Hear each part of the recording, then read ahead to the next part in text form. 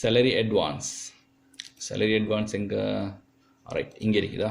salary advance என்னது 30% of basic salary. அப்படின்னா இவங்க எல்லாம் ஒரு salary advance எடுக்கிறாங்க. மந்த்லி 30% அவங்களுக்கு allowance இருக்குது salary advance ஒன்று எடுக்கிறதுக்கு. ஸோ இதில் போட்டி தான் இருக்கிறாங்க. என்னது salary advance equal to 30% of basic salary. So என்ன செய்யணும் நாங்கள் அப்போ இன்னைக்கு ஈக்குவல் E4 பேசிக் சேலரியில் எத்தனை பர்சன்ட் 30%. சரியா இன்டர் பண்ணிங்கடா. ஸோ இவரோட சேலரி அட்வான்ஸ் எவ்வளோ எடுத்துக்கிறார்? இவர் 7500 எடுத்துக்கிறாரு. நீங்கள் அப்படியே ட்ராக் பண்ணிங்கன்னு சொன்னால் எல்லாரும் எவ்வளோ சேலரி அட்வான்ஸ் எடுக்கிறாங்கன்றது விளங்கும். சேலரி அட்வான்ஸ்னு என்னது? மந்த்லி சேலரி அப்படியே இருக்கும். அவங்களுக்கு என்ன சரி ஒரு தேவை ஒன்று வந்துச்சுன்னு சொன்னால் யாருக்கு சரி ஒரு சின்ன அட்வான்ஸ் ஒன்று தாங்கன்னு எடுத்துக்கொள்வது தான் சேலரி அட்வான்ஸ். ஸோ இதுதான் சேலரி அட்வான்ஸ். அடுத்த கொஸ்டின் என்னது? Gross salary. க்ரோஸ் சேலரி என்ன எப்படி கேல்குலேட் பண்ணுறது? இதில் தந்திக்கிறாங்க பேசிக் சேலரி ப்ளஸ் அலவன்ஸ். அதிலிருந்து என்ன செய்யணும்? நோ பேயை கழிக்கணும். அப்போ தான் க்ரோஸ் சேலரி வரும். ஓகே அப்படியே செய்வோம் நாங்கள். Gross salary equal basic salary plus allowance.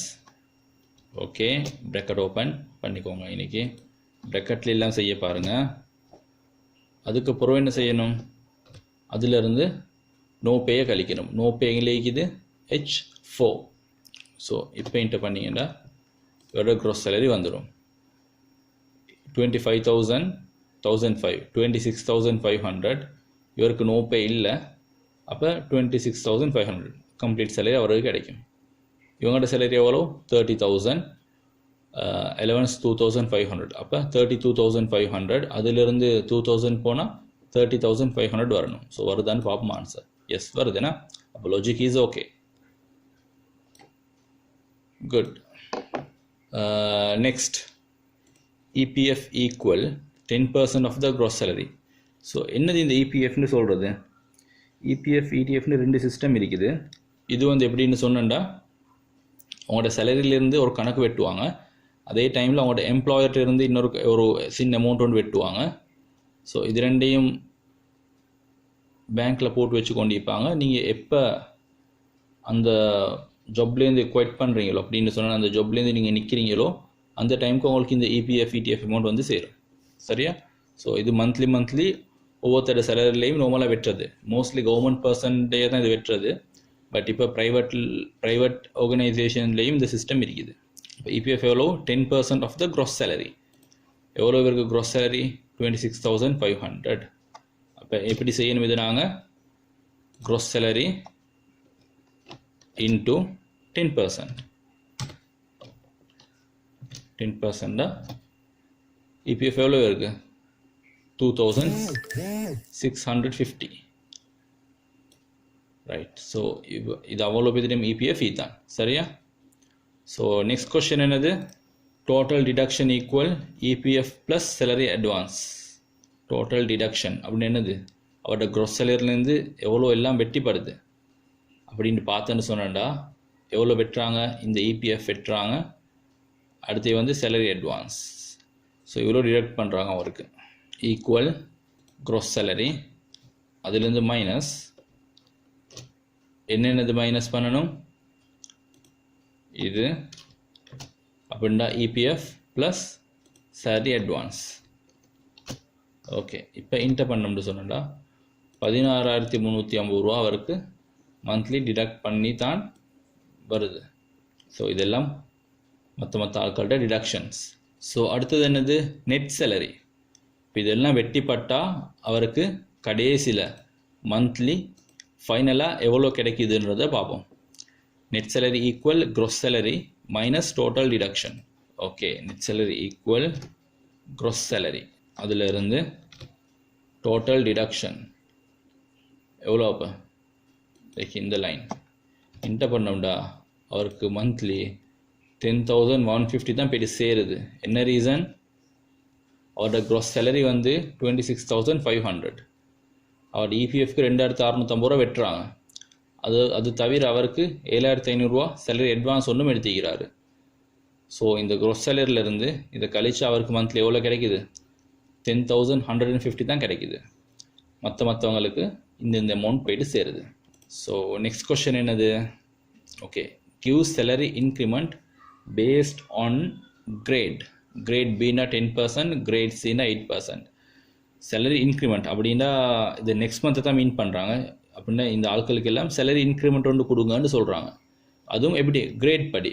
Great பிக்கு 10%, கிரேட் சிக்கு 8% அப்படின்னு சொன்னால் இன்னொரு கிரேட் ஒன்றும் இருக்கேனா, கிரேட் ஏன்னு இருக்கே. ஸோ கிரேட் ஏக்கு 0, கிரேட் ஏக்கு சேலரி இன்க்ரிமெண்ட் ஒன்று இல்லை. ரைட், ஓகே, அதையும் செய்வோம் நாங்கள். பட் அது செய்கிறதுக்கு நாங்கள் எக்ஸ்ட்ரா இன்னொரு கோலம் ஒன்று எடுத்துக்கொள்ளணும். ரைட், நாங்கள் இங்கே எடுத்துக்கொள்வோம். அது பேசிக் சேலரி ஆஃப்டர் இன்க்ரிமெண்ட் அப்படி போட்டுக்கொள்ளும் வேணா. ஆனால் இந்த இன்க்ரிமெண்ட் எப்போ கிடைக்குமோ அவருக்கு நெக்ஸ்ட் மந்த் தான் கிடைக்கும் வேணா. போர்டர்ஸையும் நான் கொஞ்சம் ஃபில் பண்ணிக்கொள்கிறேன்.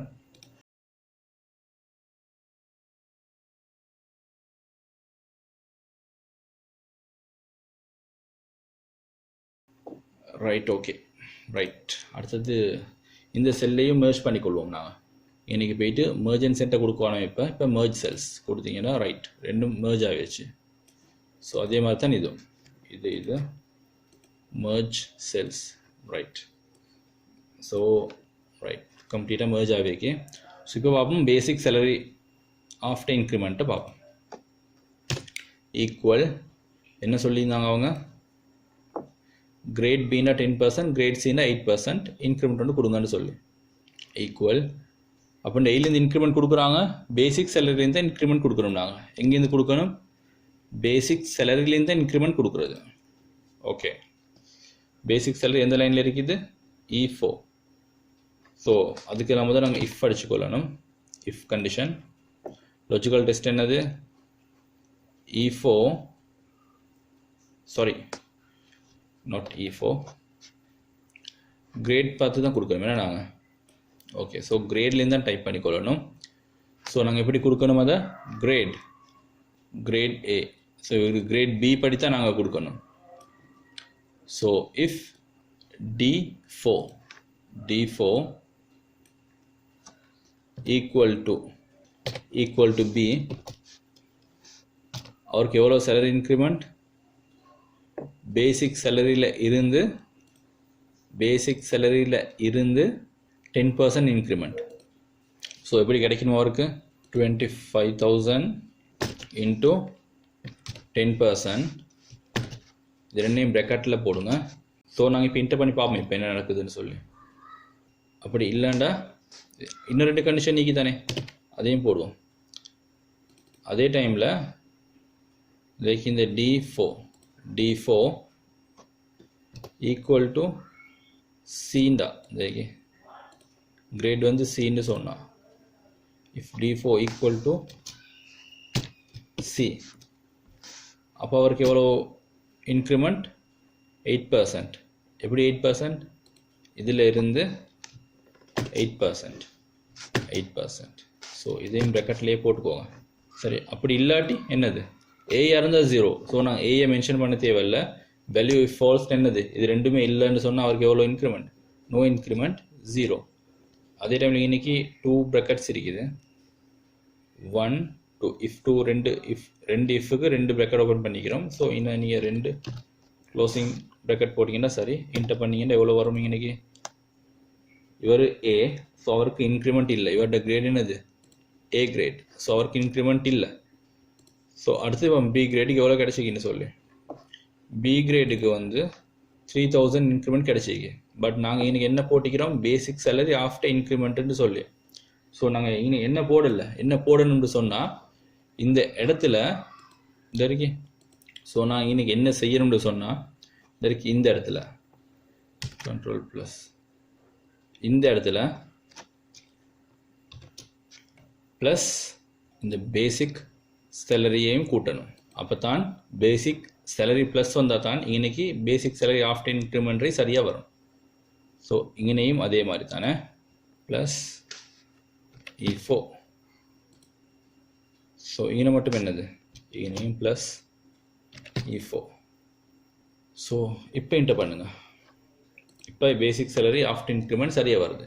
ஒரு கிரேட் ஏ இவருக்கு 25,000 கிடைக்குது. Grade B 30,000. இவருக்கு எவ்வளோ 10% இன்க்ரிமெண்ட். So 10% 3,000, total 33,000.